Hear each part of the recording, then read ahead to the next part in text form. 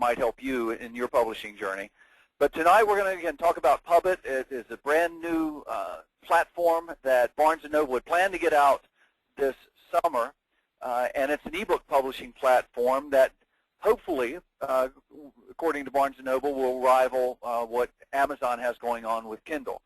Amazon currently has the largest ebook marketplace because they have the most number of units out there.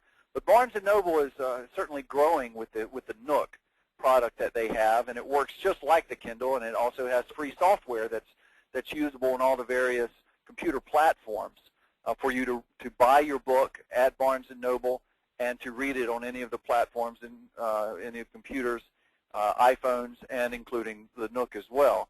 But the ebook business is just thriving for authors and for publishers as well. But what is so great about the Nook program that allows PubIt authors to publish directly into it, and also with the Kindle publishing platform as well, is that these tools are free. So again, using PubIt to publish your ebook into the Nook format and to your buyers, it's free to do. Doesn't necessarily mean it's easy to do, and it can take some time to learn how to do it. But what we hope to do tonight with this introductory class is just to show you some of the things to look out for, and also just give you a heads up on what the process is for actually establishing an account, uploading your content, setting up your work through the conversion process, and then listing it into the Barnes & Noble Nook marketplace. So with that being said, let me go ahead and unmute it. Unmuted. I'll just see, does anybody have any questions before we get rolling? Okay, if not, we will just go ahead and get started. What I wanted to, yes? This is Elmore, but before you get fully into your conversation, if you could just ask the participants if they have published a version of their ebook somewhere else, be it Kindle or Lulu or Smashwords or anywhere. John or Elise, would you like to chime in? Have you done any publishing into ebooks at this point? Elise, probably not. Not yet, although I'm in that process. It's exciting. But no, this is all news to me. Okay. John? Okay, may not have his mic on, so I'm going to go ahead and mute again. And so what I want to do is first just show the registration page that you can see, and I hope you're seeing my screen. You should be if you're logged into the GoToMeeting software. Send me a chat if you have any problems. You should see a chat thing at the bottom that allows you to just send me a chat message if you run into any problems during this presentation.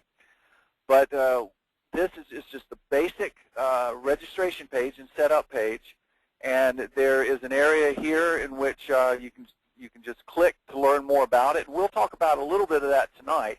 But when you do register, you just give them your an email address and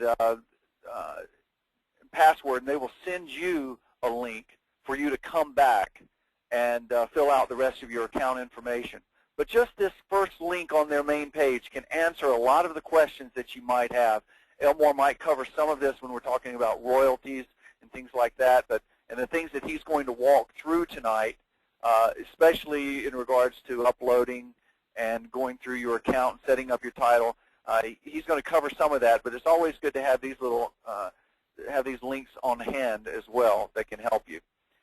But once you do register, one of the interesting things about PubIt, as opposed to some of the other sites like Kindle, is that PubIt asks for some personal information, financial information, before you actually have even published anything. And that's not necessarily common with some of the other self-publishing sites, and PubIt may change this in the future. Again, I'm in touch with them regularly, giving them author feedback. But they do now ask that you do this up front. So I've gone to this page that you would go to once you register, and you can see that they're going to ask you for contact information, which is nothing big, but then they're going to ask you for some bank account information because, again, they pay you royalties directly into your account through direct deposit, and so they're expecting that you're expecting to get paid. And in doing so, they want you to fill out some bank account information up front. Now, this is Barnes & Noble, so they're a well-established, very secure company. But again, this is something that you may be uncomfortable with. I've talked to authors that are uncomfortable with this at first. But you have to do this to proceed to the next step. You have to give tax information because, of course, if your book does start selling, there's financial revenue information that you'll need to report for taxes.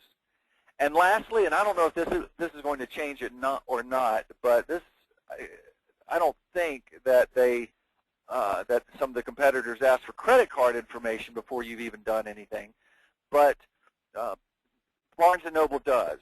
And they do this, they say, for the potential for ebook returns. And in my experience, that's not much of a practical matter with ebook authors. I don't even know if it's happened more than once or twice in my experience. But either way, this is something that they ask for up front. And so it's important that you do that, that you fill this information out and give them that information before you can proceed further. Beyond that, it's just a matter of getting started with your publishing activities. And I'm going to click here real quickly just to show you your what would be, I guess, your dashboard. You're not going to have any titles here when you get started. I've got one in process here. But this is how PubIt is introduced to the new author, to the first-time user when they come to the site. With that being said, again, before I hand it off to Elmore, I wanted to ask if there are any questions.